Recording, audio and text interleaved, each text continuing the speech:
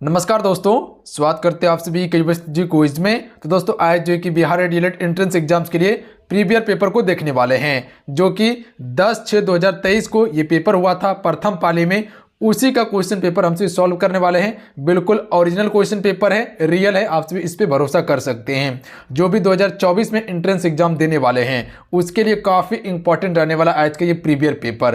तो चलिए शुरू करते हैं आज की इस क्लासेस को। फ्रेंड आज की इस क्लास को लाइक करके शेयर कर दीजिएगा। इसका पीडीएफ आप सभी टेलीग्राम से जाके डाउनलोड कर सकते हैं। इतना सा काम जरूर कीजिएगा फ्रेंड, क्लास को लाइक जरूर कर दीजिएगा। आपका एक लाइक मोटिवेट कराता है। और जो चैनल पर पहली बार आए चैनल को सब्सक्राइब करने के बाद घंटे को प्रेस कर लीजिएगा, ताकि बिहार डीएलएड से संबंधित जो भी वीडियो आए उसका नोटिफिकेशन सबसे पहले प्राप्त हो सके। तो चलिए शुरू करते हैं।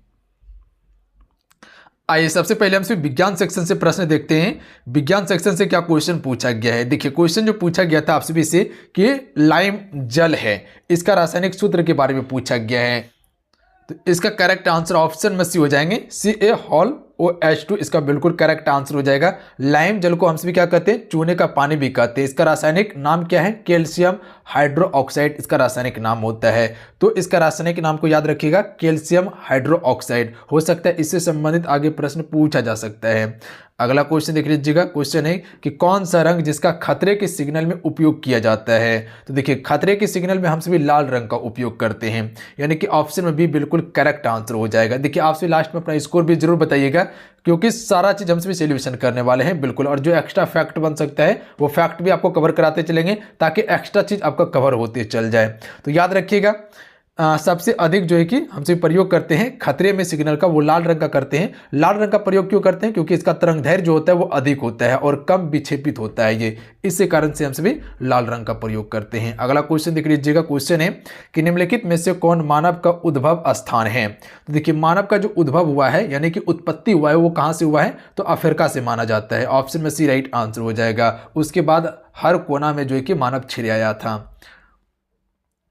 अगला क्वेश्चन देख लीजिए। क्वेश्चन है कि पृथ्वी के वायुमंडल में कार्बन गैस का प्रतिशत कितना है। तो देखिए पृथ्वी के वायुमंडल में कार्बन गैस का जो प्रतिशत है वो लमसम आपका 0.003% है। वहीं पर अगर नाइट्रोजन की बात किया जाए वायुमंडल में कितना है, तो लमसम 78% से बेसी है, ध्यान रखिएगा। ऑक्सीजन 21% पाया जाता है। तो ये याद रखिएगा, ऑक्सीजन 21%, 78% लमसम जो है कि आपका नाइट्रोजन है। और आपका कार्बन की बात किया गया है तो ये आपका हो जाएगा 0.003% हो जाएगा, या कभी कभी 0.003% भी रहता है। तो जो ऑप्शन में आपको देखने के लिए मिल जाए उस हिसाब से टिक करना है आप सभी को। अगला क्वेश्चन देखिए। विटेकर ने वर्गीकरण के लिए कितने मानदंडों का उपयोग किया था। तो ये कुल 5 किया था, याद रखिएगा आप सभी। कब किया था जी, 1969 में किया था। ये डेट को याद रखिएगा। और वो 5 मानदंड क्या क्या है, तो ध्यान रखिएगा, मोनेरा हो जाएगा, प्रोटिस्टा हो जाएगा, फंजाई हो जाएगा, प्लांटी हो जाएगा और एनिमेलिया हो जाएगा। तो ये कुल 5 था। अगला है सभी कशेरुकियों की एक समान विशेषता है। क्या एक समान विशेषता है इसमें, तो यहां पर ध्यान दीजिएगा, सभी कशेरुकियों का एक समान विशेषता सिर होता है, जिसे हम सभी क्या कहते हैं, बिल्कुल खोपड़ी कहते हैं। तो ये एक समान विशेषता है। अगला क्वेश्चन देखिए। पत्ती के किनारे के साथ पानी का बूंद के रूप में निकलना क्या कहलाता है। कभी आप बरसात के सीजन में देखे हैं या आप ठंडी के सीजन में देखिएगा, तो पत्ती पर जब पानी जमता है तो लास्ट में देखिएगा उसका एक कोना में जमा होता है, बूंद बूंद करके टपकता है, उसे हम सभी क्या कहते हैं। बहुत बढ़िया, इसे गुटेशन कहा जाता है। ऑप्शन में सी राइट आंसर होगा। अगला क्वेश्चन देखिए। क्वेश्चन पूछा गया 52 नंबर। 3 प्रतिरोध चित्रानुसार एक त्रिभुज ABC भुजाओं के क्रम में जुड़े हुए हैं। A तथा B के सिरों के बीच समतुल्य प्रतिरोध क्या होगा। तो इसका जो करेक्ट आंसर हो जाएगा वो हो जाएगा आपका 32 ओम। ध्यान रखिएगा आप सभी, 32 ओम हो जाएगा। इसको बनाइएगा किस प्रकार से, तो इस प्रकार से बना सकते हैं आप सभी, इसमें कहीं कोई दिक्कत नहीं है, आराम से बना लीजिएगा। देखिए BC और CA दिया हुआ है, BC और CA दिया हुआ है। तो आप इसको इस प्रकार से बना सकते हैं। पहले यहाँ पर आपको R1 और प्लस R2 करना है, ठीक है, R1 और R2 करना है। तो R1 R2 करना है किसके लिए, ACB के लिए। A हो गया, C हो गया और B के लिए, ACB के लिए, ACB के लिए करना है। तो यहाँ पर 60 दिया हुआ है, अब प्लस हो जाएगा 100, कुल कितना हो जाएगा आपका 160 हो जाएगा, ठीक है। हालांकि बनाने में नहीं बन रहा है, फिर भी कोशिश कर रहे हैं। 160 हो जाएगा। और उसके बाद जो है कि ए बी कितना दिया हुआ है, 40 दिया हुआ है। तो आपको इस प्रकार से बनाता है 160 गुना उसके बाद 40 हो जाएगा और बटा यहाँ पर हो जाएगा 160 प्लस 40। इस प्रकार से इसको सोल्यूशन कर सकते थे। तो यहाँ पर अगर जोड़िएगा तो नीचे जोड़िएगा तो कितना हो जाएगा, नीचे हो जाएगा 200। तो 160 गुना 40 अब बटा यहाँ पर हो जाएगा 200, 200 हो जाएगा यहाँ पे। और इसको अगर कटाइएगा तो 40 पंचे क्या हो जाएगा, 40 पंचे हो जाएगा 200, 5 बार में कट जाएगा। उसके बाद देखिए 5 तिया 15 हो जाएगा, एक बचेगा 10 आ जाएगा, 5 दूनी 10 हो जाएगा। तो 32 यहाँ करेक्ट आंसर होगा, 32 ओम इसका करेक्ट आंसर हो जाएगा बी नंबर। अगला क्वेश्चन देखिए, क्वेश्चन में 54 है, रिक्तिका को घेरने वाली झिल्ली क्या कहलाती है? तो इसे हम सभी टोनोप्लास्ट कहते हैं। ऑप्शन में ए राइट आंसर हो जाएगा। ध्यान रखिएगा, आप सभी रिक्तिका कह लीजिए या राजधानी कह लीजिए या वैक्यूल कह लीजिए, एक ही चीज़ है। ध्यान रखिएगा, टोनोप्लास्ट कहा जाता है। अच्छा, यहाँ से एक क्वेश्चन आपसे याद रखिएगा, जंतु कोशिका में रिक्तिका क्या करता है? जल संतुलन का कार्य करता है। अगला क्वेश्चन देख लीजिए, क्वेश्चन नंबर है 55। कुडनकुलम नाभिकीय ऊर्जा केंद्र भारत के किस राज्य में स्थित है? तो ये आपका तमिलनाडु राज्य में है, जो कि एक नाभिकीय ऊर्जा संयंत्र है। इसका कुल क्षमता देखिएगा तो वो 6000 मेगावाट बिजली उत्पादन करने का क्षमता है कुडनकुलम में। अच्छा, नरोरा कहाँ पे पता है आप सभी को? उत्तर प्रदेश में है नरोरा, याद रखिएगा आप सभी। अगला क्वेश्चन देखिए, MACS 1407 जो कि एक अधिक उपज देने वाले कीट मुक्त प्रजाति है। तो ये प्रजाति जो है सोयाबीन का है, ध्यान रखिएगा। देखिए, सबसे अधिक सोयाबीन का उत्पादन जो भारत में करता है वो मध्य प्रदेश करता है, इसीलिए हम सभी सोया व प्रदेश कहते हैं मध्य प्रदेश को। इसमें सबसे अधिक जो है कि आपका प्रोटीन रहता है। अगला क्वेश्चन देख लीजिएगा, क्वेश्चन नंबर 57 है, सोनार एक ऐसी युक्ति है जिसमें हम सभी उपयोग करते हैं क्या चीज का? सोनार को उपयोग पता है क्या चीज के लिए करते हैं? बिल्कुल, समुद्र में किसी भी वस्तु का पता लगाने के लिए करते हैं। अगर कोई भी वस्तु डूब गया है तो हम सभी उसका पता लगाने के लिए सोनार का उपयोग करते हैं। तो ये आपका पराध्वनि या पराश्रव ध्वनि भी कह सकते हैं या पराश्रव तरंग कह सकते हैं, इसी का उपयोग किया जाता है। इसका आवृत्ति देखिएगा तो 20,000 हर्ट्ज से अधिक होता है। वहीं पर अपश्रव तरंगों की बात किया जाए तो ये होता है 20 हर्ट्ज से कम होता है और श्रव तरंगों की आवृत्ति 20 से लेकर 20,000 हर्ट्ज तक होता है। देखिए, आप सबको बताना चाहते हैं, बिहार डीएलएड प्रवेश परीक्षा 2024 के लिए जो है कि कोर्सेज लॉन्च कर दिया गया है, जो मिनिमम फी में कंप्लीट आप सभी को तैयारी करवाया जा रहा है, जहां पे आपको संपूर्ण तैयारी करवाया जाएगा। टॉपिक वाइज क्लासेस आपको मिलने वाला है, बिल्कुल थ्योरी क्लास आपको मिलने वाला है, प्लस में आपको नोट्स मिलेगा, ऑनलाइन टेस्ट भी दिया जाएगा और हर सब्जेक्ट का ई बुक आपको मिलने वाला है। जिस प्रकार से आपका CBT होता है, ऑनलाइन टेस्ट होता है, उसी पैटर्न पर आप सभी को इसी में टेस्ट भी प्रोवाइड किया जाएगा ताकि आप अपना स्कोर चेक कर पाइएगा। तो बिल्कुल जाइए, तैयारी कीजिए। अगर एक सीट पक्का करना चाहते हैं 2024 में सरकारी कॉलेज में और डीएलएड का सपना है करने का, टीचर बनने का, तो जाइए आप सभी अभी से तैयारी करना शुरू कर दीजिए, क्योंकि अगर अभी से तैयारी कीजिएगा तो आने वाला समय में आपका परफेक्ट तैयारी हो जाएगा और आप एक बार में रिजल्ट बना लीजिएगा। तो जाइए आप सभी ज्वाइन कीजिए। आप सभी ज्वाइन कैसे करना है, एप्लीकेशन का लिंक डिस्क्रिप्शन में प्रोवाइड कर दिए, वहां पे जाके डायरेक्ट आप सभी एप्लीकेशन को डाउनलोड कर लीजिएगा। उसके बाद आपको रजिस्ट्रेशन करके क्या करना है, डायरेक्ट कोर्सेज को बाय कर लेना है। तो जाइए ज्वाइन कीजिए, अभी ऑफर चल रहा है, ऑफर मिनिमम समय के लिए रहने वाला है, तो जाइए इस ऑफर का लाभ लीजिए आप सभी। अगला है जेल मिश्रण है। तो जेल मिश्रण जो है ये किसका उदाहरण है? द्रव और ठोस का उदाहरण है। ऑप्शन में सी बिल्कुल करेक्ट आंसर होगा। अगला क्वेश्चन देखिए, टंगस्टन कितने डिग्री ताप पर पिघल जाता है? तो देखिए, टंगस्टन जो पिघलता है वो 3422 डिग्री सेल्सियस के ताप पर पिघल जाता है। तो ऑप्शन नंबर डी इसका बिल्कुल करेक्ट आंसर होगा। अगला क्वेश्चन देखिए, क्वेश्चन जो है कि ये आपको बनाना था। क्वेश्चन देखिए क्या कहना चाह रहा है कि एक बालक अपने घर से पूर्व दिशा में 100 मीटर की दूरी 50 सेकंड में तय कर अपनी दिशा बदल लेता है, पुनः 100 मीटर की दूरी 50 सेकंड में तय कर वापस लौट जाता है, तो बालक का औसत वेग क्या होगा? सबसे पहले औसत वेग बराबर क्या होता है पता है? विस्थापन बटा समय होता है। औसत वेग बराबर विस्थापन बटा समय होता है, ये फिजिक्स का क्वेश्चन है। तो देखिए यहाँ क्या कहा गया, एक बालक अपने घर से पूर्व दिशा में 100 किलोमीटर चलता है 50 सेकेंड में, तो 100 किलोमीटर इसको चला लिए पूर्व दिशा में, ठीक है। उसके बाद क्या बोला गया है, फिर अपनी दिशा पुनः बदल कर 100 मीटर की दूरी 50 सेकंड में वापस लौट जाता है। यानी कि यहाँ पर आया था 100 मीटर चल के पुनः वापस लौट गया है 100 किलोमीटर, यानी कि जहाँ से वो शुरू किया था फिर वहीं आकर खत्म हो गया। यानी कि विस्थापन क्या हो गया पता है? 0 हो गया विस्थापन। यहाँ से आप मुंबई गए और मुंबई से फिर आके यहीं पर आगे तो वो विस्थापन आपका जीरो हो जाएगा, ध्यान रखिएगा। पर समय जीरो नहीं होता है। अगर 2 घंटा समय लगाए जाने में और 2 घंटा आने में लगाए तो यानी कि 4 घंटा समय लगाए, पर आपका विस्थापन जीरो हो गया है। तो विस्थापन क्या हो जाएगा, जीरो। देखिए 100 गया और फिर 100 वापस आ गया, तो ये पर तो जीरो हो गया, माइनस हो जाएगा, जीरो हो जाएगा। और उसके बाद समय कितना लग गया आपका, 50 सेकंड यहाँ, 50 सेकंड यहाँ, यानी कि कुल 100 सेकंड का समय लग गया आपको। तो यहाँ पर क्या हो जाएगा, बिल्कुल बेग बराबर जीरो हो जाएगा। ऊपर में जीरो है और नीचे में 100 है, तो ये जीरो ही मान आएगा। तो इसका करेक्ट आंसर ऑप्शन में डी हो जाएगा, 0 मीटर प्रति सेकंड हो जाएगा। चलो उसका अगला है, इनमें से कौन सबसे सक्रिय धातु है। तो देखिए सक्रिय धातु जो सबसे होता है अधिक, वो होता है पोटासियम का। ध्यान रखिएगा आप सभी, सबसे सक्रिय पोटासियम है, पर ऑप्शन के हिसाब से बी को टिक कर सकते थे, लोहा का। अगला है, एथेनोइक अम्ल का जलीय विलयन कहलाता है। तो इसे हम सभी सिरका कहते हैं, ऑप्शन में डी करेक्ट आंसर होगा। अगला क्वेश्चन देख लीजिएगा, क्वेश्चन नंबर 63 है कि वाष्पीकरण की प्रक्रिया के कारण वस्तुएं क्या होती हैं। तो वाष्पीकरण की प्रतिक्रिया के कारण वस्तुएं जो है कि फ्रेंड ठंडी हो जाती है। तो ऑप्शन नंबर क्या हो जाएगा, डी करेक्ट आंसर हो जाएगा, याद रखिएगा आप सभी। अगला क्वेश्चन देखिए, एम और 4m द्रव्यमान की दो वस्तुएं समान गति ऊर्जा से चाल्यमान हो तो इनके वेग का अनुपात क्या हो जाएगा। तो इसका करेक्ट आंसर हो जाएगा 2:1 होगा। अगला क्वेश्चन देखिए, क्वेश्चन पूछा गया था कि जियोट्रोपिज्म पौधे का किसके प्रति जो है प्रतिक्रिया है। तो ये गुरुत्वाकर्षण बल के प्रति प्रतिक्रिया है। ऑप्शन में डी बिल्कुल करेक्ट आंसर हो जाएगा। चलिए आप सभी से क्वेश्चन है, आपको ये बताना है कि गुरुत्वाकर्षण बल का नियम किसने दिया था। अब हम सभी समान अध्ययन का क्वेश्चन देखते हैं। क्वेश्चन है कि भूमि जो एक या एक से कम कृषि वर्ष के लिए खेती के बिना छोड़ी जाती है उसे डैश रूप में जाना जाता है। तो इसे हम सभी किस रूप में जानते हैं, वर्तमान प्रति के रूप में जानते हैं। ऑप्शन नंबर क्या हो जाएगा, सी, वर्तमान प्रति के रूप में इसे हम सभी जानते हैं। तो ऑप्शन में से बिल्कुल करेक्ट आंसर हो जाएगा। अगला क्वेश्चन देख लीजिएगा, राष्ट्र संघ किस संधि के द्वारा बनाया गया था। तो देखिए प्रथम विश्व युद्ध की समाप्ति 1918 में हुआ था और उसके बाद जो है कि वर्साई की संधि के द्वारा जो है कि 1920 में ही राष्ट्र संघ बनाया गया था। तो ऑप्शन में सी राइट आंसर हो जाएगा।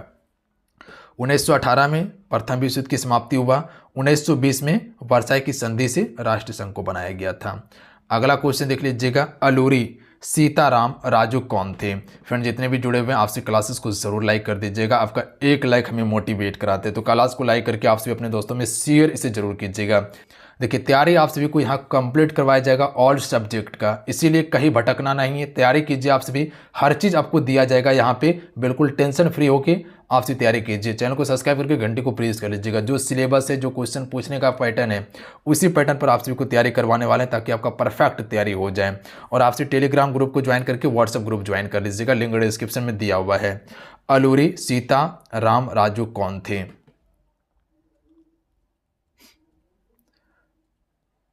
राइट आंसर ऑप्शन में हो जाएंगे आंध्र प्रदेश का एक आदिवासी नेता था, ये ध्यान रखिएगा आप सभी, आंध्र प्रदेश का एक आदिवासी नेता था ये। अगला है, भोपाल त्रासदी में किस गैस का रिसाव हुआ था। तो देखिए भोपाल त्रासदी में जो गैस का रिसाव हुआ था वो मिथाइल आइसोसाइनाइड का हुआ था, जिसे हम सभी शॉर्ट में MIC भी कहते हैं, MIC भी कहते हैं। ये कब हुआ था जी, बिल्कुल 1984 में हुआ था, ध्यान रखिएगा आप सभी, 1984 में methyl isocyanide. Option number D right answer हो जाएगा। अभी इस पर एक फिल्म भी बना हुआ है, अभी चल रहा है आपका फिल्म। अगला है, जारोजेलेस्की किस देश का राष्ट्रपति थे। तो ये पोलैंड देश का राष्ट्रपति थे Jaruzelski. Option number D right answer हो जाएगा। इसका कार्यकाल जो था वो आपका 1989 से लेके 1990 तक था, ध्यान रखिएगा आप सभी। अगला है, क्वेश्चन नंबर 71 है। क्वेश्चन है कि निम्नलिखित में से कौन एक खाद्य फसल नहीं है। तो देखिए खाद्य फसल की यहाँ पर बात किया गया है, तो गेहूं खाद्य फसल है, चावल भी खाद्य फसल है और मक्का भी खाद्य फसल है, जबकि कपास जो है ये खाद्य फसल नहीं बल्कि ये एक रेशेदार फसल है। क्या है जी, रेशेदार फसल है। कपास सबसे अधिक जो होता है वो काली मिट्टी में उपजाऊ होता है, जैसे गेहूँ हो गया, धान हो गया, ये जलोढ़ मिट्टी में सबसे अधिक उपजाऊ होता है। इसका सर्वाधिक कम जनसंख्या जो है ये किस राज्य में है। देखिए सबसे अधिक कम जनसंख्या जो है वो आपका सिक्किम राज्य में है, ध्यान रखिएगा आप सभी। सबसे अधिक जनसंख्या की बात किया जाए तो वो यूपी यानी उत्तर प्रदेश में है। सबसे अधिक जनसंख्या घनत्व की बात किया जाए तो वो अपना बिहार राज्य में है। सबसे कम जनसंख्या घनत्व की बात किया जाए तो वो आपका अरुणाचल प्रदेश में है। इतना सा फैक्ट याद रखिएगा। देखिए सबसे ज्यादा क्षेत्रफल किस राज्य का है, तो राजस्थान का है, और सबसे कम क्षेत्रफल किस राज्य का है, भारत में गोवा का है। भारत में ईस्ट इंडियन कंपनी की स्थापना कब की गई थी। तो देखिए भारत में ईस्ट इंडियन कंपनी की स्थापना जो हुआ था वो 1600 ईस्वी में हुआ था। ऑप्शन में सी राइट आंसर हो जाएगा। क्लियर है। एक क्वेश्चन पूछा जाता है कि पहला यूरोपवासी कौन था जिसने भारत और यूरोप के बीच समुद्री मार्गों की खोज की थी, तो वो वास्को डिगामा ने किया था, जो पुर्तगाल का रहने वाला था 1498 में। ध्यान रखिएगा इस डेट को। अगला क्वेश्चन देखिए, G77 की स्थापना कब की गई? तो इसकी स्थापना जो हुआ था फ्रेंड 1964 में हुआ था। 77 विकासशील देश के द्वारा किया गया था 1964 में। अगला क्वेश्चन देख लीजिएगा, क्वेश्चन नंबर 75 है। क्वेश्चन है कि गंडक नदी को नेपाल में किस नाम से जाना जाता है? तो देखिए गंडक नदी को हम सभी नेपाल में नारायणी नदी के नाम से जानते हैं। Option number D right answer हो जाएगा। ये सभी जो हैं ये आपसे लमसम बिहार से संबंधित क्वेश्चन पूछा गया है। ये ध्यान देना है कि बिहार से संबंधित कितना क्वेश्चन पूछा जा रहा है। 2011 जनगणना के अनुसार बिहार में प्रति वर्ग किलोमीटर जनसंख्या घनत्व कितना है? तो अभी आपको बताएं कि सबसे अधिक जनसंख्या घनत्व बिहार का है और यहाँ पर 1106 व्यक्ति प्रति वर्ग किलोमीटर में रह रहा है, जो कि सबसे अधिक जनसंख्या घनत्व है। जैसे कि ये 1 किलोमीटर स्क्वायर का क्षेत्र है, इसमें 1106 व्यक्ति रहता है। अगला क्वेश्चन देख लीजिएगा, निम्नलिखित में से भारत के लिए कौन सा कथन सही है? तो यहां पर क्या बताना है? भारत के लिए एक सत्य कथन बताना है। तो ऑप्शन नंबर सी इसका करेक्ट आंसर हो जाएगा। यहां धर्मनिरपेक्षता का सिद्धांत है, यानी कि भारत में क्या है? धर्मनिरपेक्षता का सिद्धांत है, ये बिल्कुल करेक्ट है। अगला है, सर्वोच्च न्यायालय में न्यायाधीशों की कुल स्वीकृति संख्या कितना है? तो अभी वर्तमान में देखिएगा तो ये आपका 34 है, ध्यान रखिएगा आप सभी। ऑप्शन में ए राइट आंसर होगा। अगला है, राणा प्रताप सागर बांध अवस्थित है कहाँ पे? राजस्थान राज्य में स्थित है। Option number D right answer हो जाएगा। और यहीं से याद रखिएगा सबसे लंबी नहर कौन सा है? इंदिरा गांधी नहर, जो कि राजस्थान में आपको देखने के लिए मिलेगा। अगला है, आधुनिक युग में प्रत्यक्ष लोकतंत्र कहाँ है? तो आधुनिक युग में प्रत्यक्ष लोकतंत्र जो है वो स्विट्जरलैंड में है। ऑप्शन में सी राइट आंसर होगा। अगला क्वेश्चन है, संविधान की अनुच्छेद 48A का संबंध जो है ये किससे है? तो संविधान का अनुच्छेद 48A जो है ये आपको बताता है वन्य जीवों तथा प्राकृतिक संसाधनों का संरक्षण करना, यानी कि ऑप्शन नंबर डी की तरफ हम सभी यहाँ पर जा सकते हैं कि वन्य जीव हो गया और प्राकृतिक संसाधन जो है उसका संरक्षण करना ही आपको बताता है अनुच्छेद 48A। अगला क्वेश्चन देखिए, पहला संथाली जिसने अंग्रेजों पर हथियार उठाया था वो कौन था? ये आपका बिहार से संबंधित क्वेश्चन है, बिहार हिस्ट्री का क्वेश्चन है। ये तिलका मांझी था, ध्यान रखिएगा। भागलपुर में ये फेमस था, जबड़ा पहाड़ी के नाम से भी इसे जाना जाता है। जो आपका सुल्तानगंज का क्षेत्र है उसी क्षेत्र में इसने युद्ध लड़ा था। अगला क्वेश्चन देख लीजिएगा, पंचायती राज का वर्णन संविधान के किस अनुच्छेद में किया गया है? देखिए पंचायती राज की बात किया जाए तो बलवंत राय मेहता समिति ने त्रिस्तरीय पंचायती राज का व्यवस्था किया था, यानी कि जिला स्तर पर, ब्लॉक स्तर पर और ग्रामीण स्तर पर। तो यहाँ पर पंचायती राज व्यवस्था के बारे में बात किया गया है। तो इसका चर्चा जो किया गया था अनुच्छेद 40 में है, ध्यान रखिएगा आप सभी। और बाकी बात जो है कि संवैधानिक संशोधन के द्वारा जो है कि पूर्णतः जो मान्यता दिया गया था पंचायती राज को वो 73वां संविधान संशोधन 1993 में दे दिया गया था। ध्यान दीजिएगा, पूर्ण रूप से लागू किया गया था। इसमें सिर्फ राज्य को ये दर्जा दिया गया था कि आप पंचायती राज लागू कर सकते हैं या नहीं भी कर सकते हैं, पर पूर्ण रूप से दर्जा दिया गया सभी राज्य को पंचायती राज आपको लागू करना ही करना है। तो वो 73वां संविधान संशोधन 1993 में किया गया था। और पंचायती राज जो है ये आपका अनुसूची की बात किया जाए तो वो अनुसूची 11 में है और संविधान के भाग 9 में है, ध्यान रखिएगा आप सभी। यहीं पर अगर नगर पालिका की बात किया जाए तो वो आपका 74वां संविधान संशोधन के द्वारा 1994 में किया गया था। ये डेट को याद रखिएगा आप सभी। नगर पालिका अनुच्छेद जो है वो 9A में है। और अनुसूची की बात किया जाए तो अनुसूची 12 में आपका नगर पालिका से संबंधित है। अगला है, वर्ष 1948 में जर्मनी की मुद्रा का नाम क्या था? तो right answer option number B हो जाएगा, डाचे मार्क। ये 1948 में जर्मनी का मुद्रा था, अभी वर्तमान में यूरो चलता है जर्मनी में। अगला है, लक्ष्मी सागर झील कहाँ स्थित है? तो देखिए लक्ष्मी सागर झील जो है ये आपका दरभंगा जिले में स्थित है। ऑप्शन में ए बिल्कुल करेक्ट आंसर हो जाएगा। अच्छा, यहीं से आप सभी याद रखिएगा पंचायती राज से संबंधित एक प्रश्न था, तो इसका अनुच्छेद भी याद रखिएगा आप सभी। पूर्ण रूप से जो दर्जा दिया गया था वो अनुच्छेद 243 से लेके आपका 243A से लेके जो है कि 243O तक है, ध्यान रखिएगा। इसमें पंचायती राज के बारे में उल्लेख किया गया है, तो इस अनुच्छेद को याद रखिएगा आप सभी। उसके बाद देखिए तार्किक एवं विश्लेषणात्मक क्षमता से संबंधित प्रश्न है, यानी कि रीजनिंग का प्रश्न है। क्वेश्चन देखिएगा तो ये आपका जो है कि कोडिंग डिकोडिंग से प्रश्न है। अगर इसको बनाइएगा तो आराम से बना सकते हैं, जैसे कि SUN, उसके बाद जो है कि URR, उसके बाद WOV। तो इसको किस प्रकार से आप बना सकते हैं, इसको देखिए किस प्रकार से आपसे बनाइएगा। यहाँ पर एक सीरीज फॉलो करता है और सीरीज के हिसाब से ही बना सकते हैं। एस उसके बाद जो है कि टी यू भी डब्ल्यू, यानी कि दो दो बढ़ाया है। एस के बाद टी, उसके बाद यू, उसके बाद भी डब्ल्यू, यानी दो दो बढ़ाया है तो आगे भी दो बढ़ेगा। तो डब्ल्यू के बाद क्या हो जाएगा, एक्स होगा, वाई हो जाएगा, यानी कि यहाँ पर वाई आने वाला है। उसके बाद यहाँ पर देखिए यू दिया हुआ है, आर दिया हुआ है और ओ दिया हुआ है, यानी कि यहाँ पर माइनस किया है। यहाँ पर दो प्लस था और यहाँ पर अब माइनस हुआ है।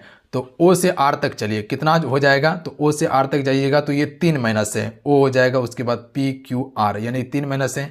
उसके बाद आर से आपको यू चलना है, तो आर के बाद क्या हो जाएगा, एस टी यू हो जाएगा, यानी कि यहाँ पर भी 3 माइनस किया हुआ है तो आगे भी 3 माइनस होना है। तो अब यहाँ आगे हमको क्या करना है, आगे भी हमको क्या करना है, 3 माइनस करना है। तो कौन सी संख्या यहाँ पर धरना होगा ताकि ओ पूर जाए। तो देखिए एल को अगर धरते हैं तो एल के बाद क्या होता है, एम एन ओ हो जाएगा, यानी कि यहाँ पर एल आपका आने वाला है। ठीक है, वाई हो गया और एल हो गया, तो Y L option number C में दिखाई दे रहा है, तो option number C correct answer हो जाएगा। उसी प्रकार से ये भी सीरीज फॉलो हो जाएगा।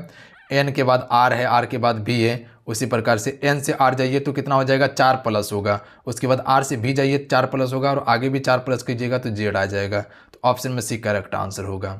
अगला क्वेश्चन देख लीजिएगा। क्वेश्चन दिया हुआ है बाघ, जंगली जानवर एवं गाय के बीच संबंध को यहाँ पर बताना था। तो देखिए बाघ और जंगली जानवर, देखिए सभी बाघ क्या हो जाएगा, जंगली जानवर हो जाएगा, क्योंकि सभी बाघ जंगल में ही रहता है, घर में बाघ नहीं रहता है, याद रखिएगा आप सभी। गाय क्या है, पालतू है और ये घर में रहता है, तो ये जंगल में नहीं रहता है। तो ये जो हो जाएगा इसका अगर देखिएगा तो ये ऑप्शन में सी करेक्ट आंसर हो जाएगा। यहाँ पर आपका बाघ हो जाएगा, उसके बाद ये जंगली जानवर हो जाएगा और उसके बाद जो है कि यहाँ पर गाय हो जाएगा। सभी बाघ क्या है, जंगली जानवर हैं। ठीक है, सभी बाघ क्या है, जंगली जानवर है, पर गाय जंगल में नहीं, घर में रहता है, पालतू जानवर है गाय, तो अलग हो जाएगा गाय। अगला क्वेश्चन देखिए, यहाँ पर सीरीज दिया हुआ है, तो इसको किस प्रकार से बनाइएगा आप सभी। तो याद देखिए 2 दिया हुआ है, 4, 6, 8, 10 दिया हुआ है, यानी कि 2 की सीरीज में बढ़ा है तो आगे 12 हो जाएगा इसका आंसर। ऑप्शन में बी करेक्ट आंसर होगा। अगला देखिए ये आपका सीटिंग एग्रीमेंट से क्वेश्चन दिया हुआ है, बना लीजिएगा। A B C D E F 6 दोस्त एक दूसरे के आमने सामने एक घेरे में बैठे हैं। ए डी और बी के बीच है तथा एफ सी और ई के बीच बैठा है। सी बी के बाईं ओर तीसरा है और ए बी के ठीक दाईं ओर है। तो ए के दाएं चौथे स्थान पे कौन है। जो 6/6/2023 को पेपर हुआ था सेम टू सेम वही क्वेश्चन है, पर क्वेश्चन का पूछने का तरीका यहाँ पर बदल दिया है, बाकी बात सारा पैटर्न वही है। तो यहाँ पर देखिएगा सबसे पहले इसको बनाने के लिए एक घेरा बनाइए आप सभी इस प्रकार से। 6 दोस्त हैं, 6 दोस्त को बैठाइए, 1 हो गया, 2 हो गया, 3 हो गया, 4 हो गया, 5 हो गया यहाँ पे और ये एक 6 हो गया। क्या कहा गया, ए जो है डी और बी के बीच में है। ए कहाँ है, डी और बी के बीच में है, तो बी को यहाँ पर बैठा दीजिए और डी को यहाँ पर बैठा दीजिए। ठीक है, डी को यहाँ पर बैठा दीजिए तो ए बीच में बैठ गया है। ठीक है, देखिए इधर दायां जाएगा, इधर दायां जाएगा और इधर बायां जाता है, हमेशा याद रखिएगा आप सभी। दायां इधर जाएगा, बायां इधर जाएगा। हालांकि जब पढ़ाने लगेंगे तो उसके बाद आपको डिटेल से सारा चीज़ बताया जाएगा, सब चीज़ आप सभी समझ पाइएगा बेहतर तरीके से। यहाँ सिर्फ आप सभी ध्यान दीजिए आप सभी कैसे बनाना है अभी।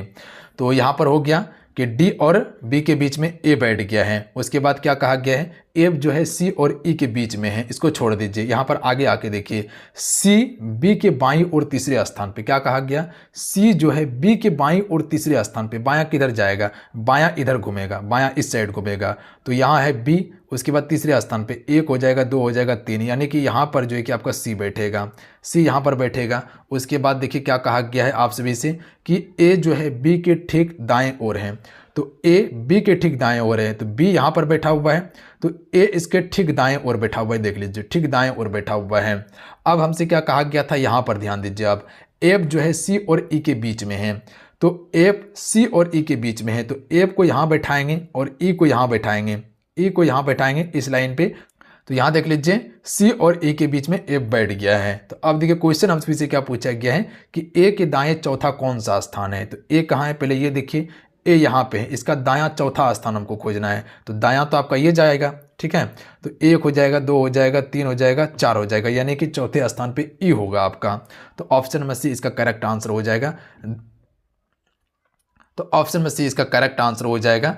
हमें उम्मीद है कि आप सभी इसे समझ पाए होंगे। अगर नहीं भी समझे हैं तो कोशिश कीजिएगा समझने का, और जब हम आपको पढ़ाने लगेंगे सीटिंग एग्रीमेंट तो बेहतर तरीके से आपको समझाएंगे, वहाँ पे कहीं कोई दिक्कत नहीं होगा आप सभी को। यहाँ थोड़ा सा लिखने में दिक्कत हो रहा था, बाकी बात कहीं कोई दिक्कत नहीं है, पर प्रयास रहा है कि हम आपको समझा पाएँ।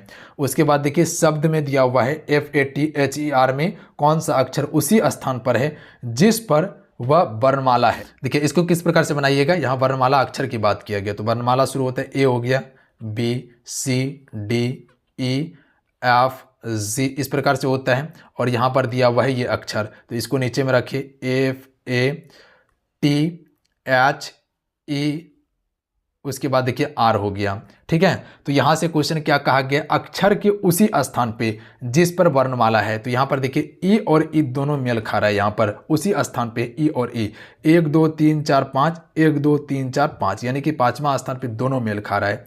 तो इसका करेक्ट आंसर ऑप्शन में ए हो जाएगा, ई ही मेल खा रहा है, बाकी बात कोई मेल नहीं खा रहा था। अगला क्वेश्चन देख लीजिएगा, क्वेश्चन में 91 है। दिए गए प्रश्न चिन्ह के स्थान पे कौन सा विकल्प आएगा, तो यहां पर कौन सा विकल्प आएगा पता है आप सभी को, बिल्कुल पता है आप सभी को।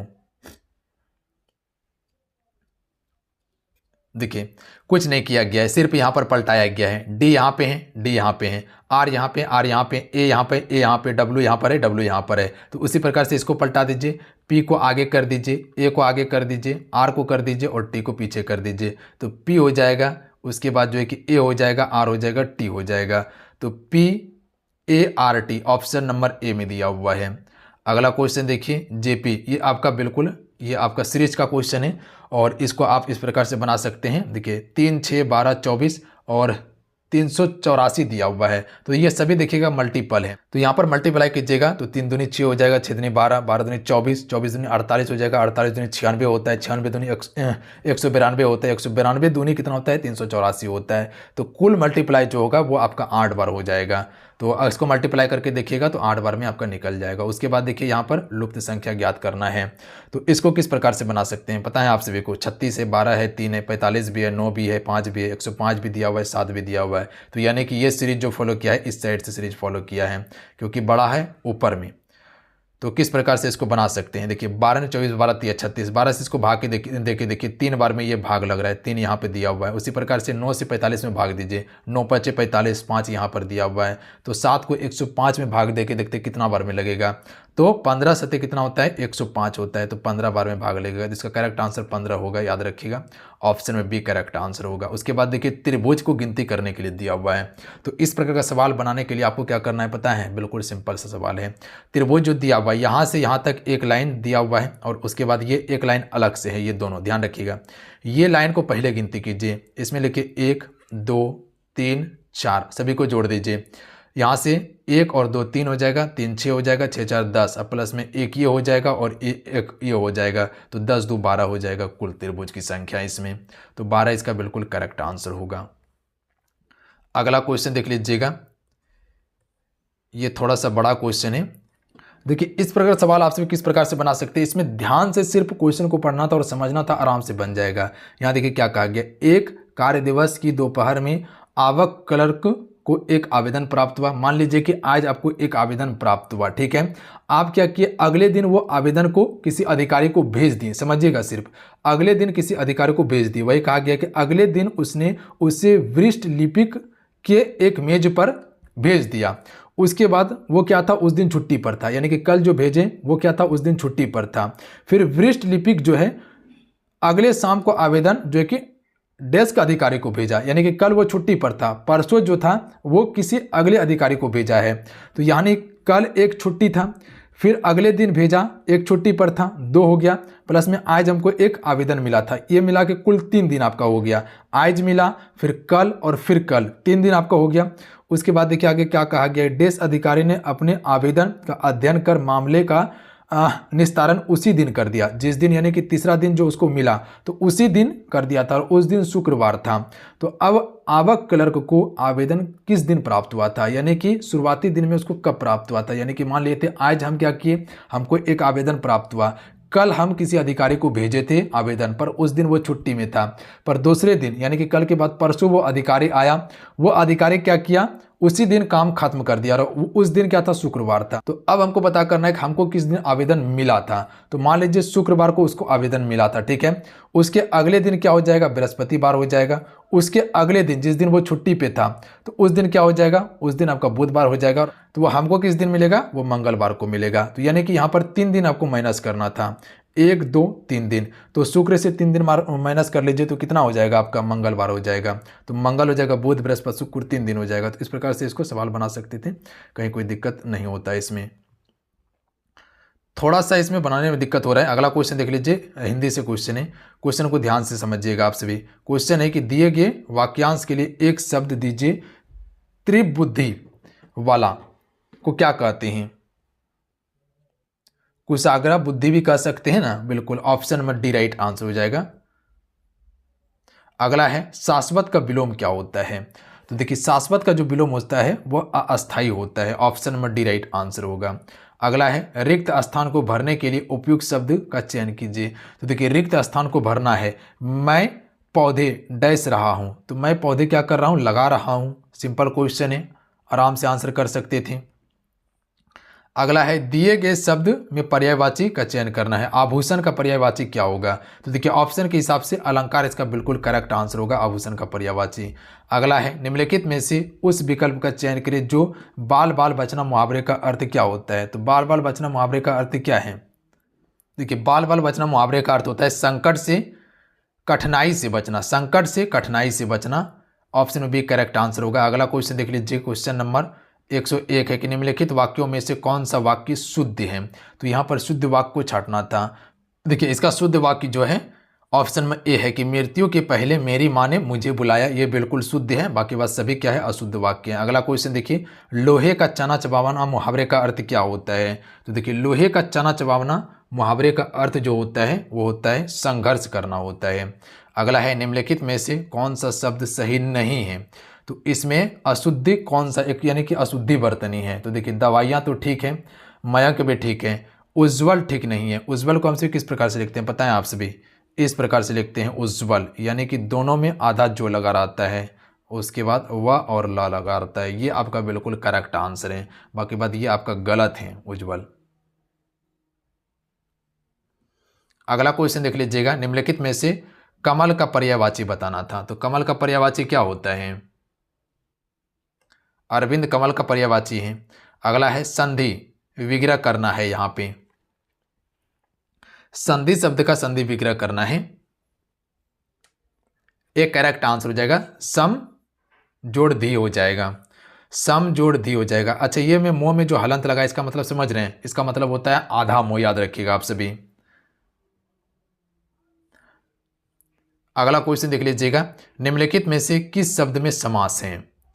इनमें से किस शब्द में समास है ये बताना है। तो देखिए राज अध्यक्ष में भी समास है, राजा रानी में भी समास है और यथाशक्ति में भी समास है। ये सभी में समास है। ऑप्शन नंबर डी बिल्कुल करेक्ट आंसर हो जाएगा।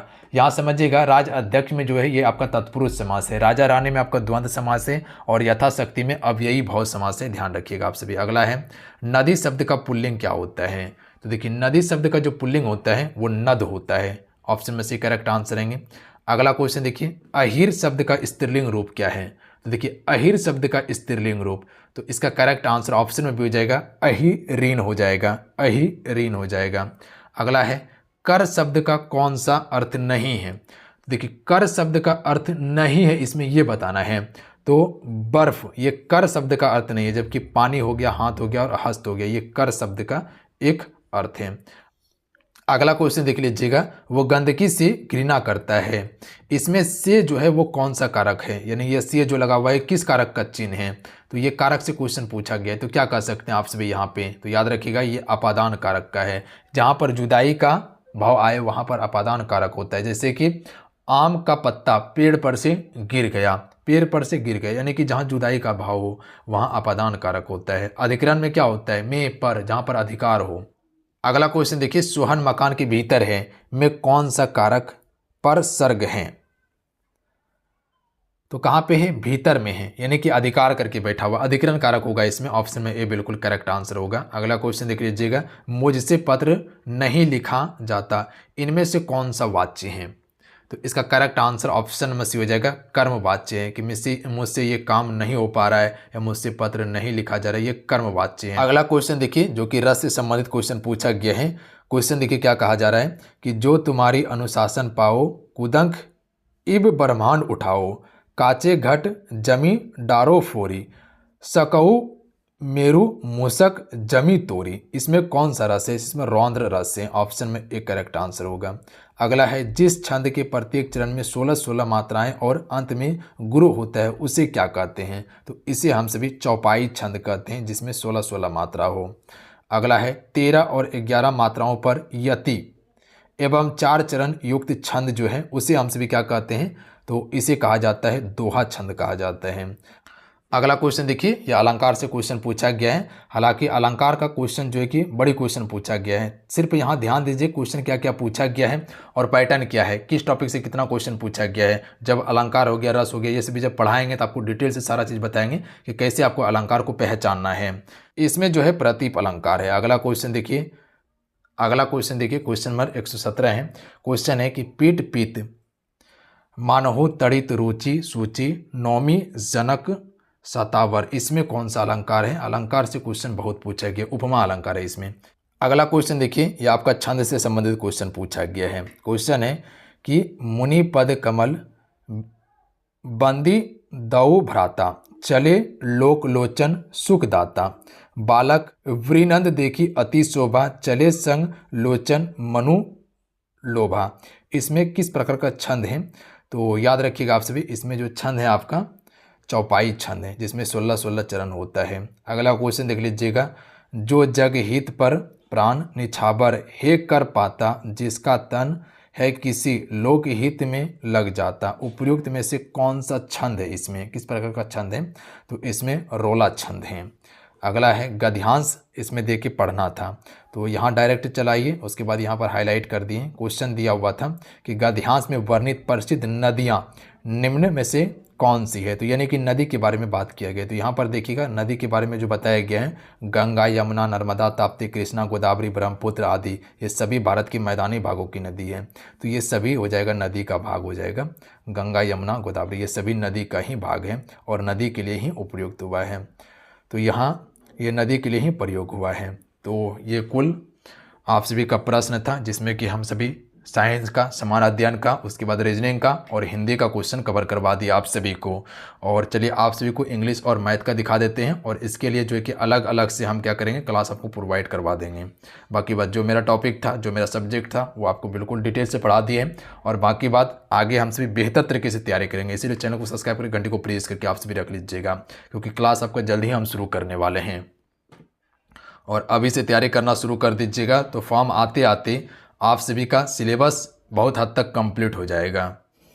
अब यहाँ पर देख लीजिए आप सभी, ये इंग्लिश का क्वेश्चन पूछा गया था। देखिए फिल इन द ब्लैंक से क्वेश्चन पूछा गया है, उसके बाद जो कि सेंटेंस से भी क्वेश्चन पूछा गया है। तो ये सभी क्वेश्चन पूछा गया है, आप सभी रोक के देख लीजिएगा। इसका PDF टेलीग्राम पे आपको दे देंगे। हालांकि इसका बिल्कुल डिटेल सभी वीडियो आपका आने वाला है अलग अलग टॉपिक का, तो वो आपको बता देंगे। मैथमेटिक्स में देखिएगा तो यहाँ देखिए आपका ज्योमेट्री ट्रिगोमेट्री से क्वेश्चन पूछा गया है। उसके बाद यहाँ पर देख लीजिए बहुलक से क्वेश्चन है, समीकरण से क्वेश्चन दिया हुआ है, परसेंटेज से क्वेश्चन है, उसके बाद प्रॉफिट इन लॉस से भी क्वेश्चन है, बहुलक से क्वेश्चन ही है, आंकड़े से क्वेश्चन दिया हुआ है।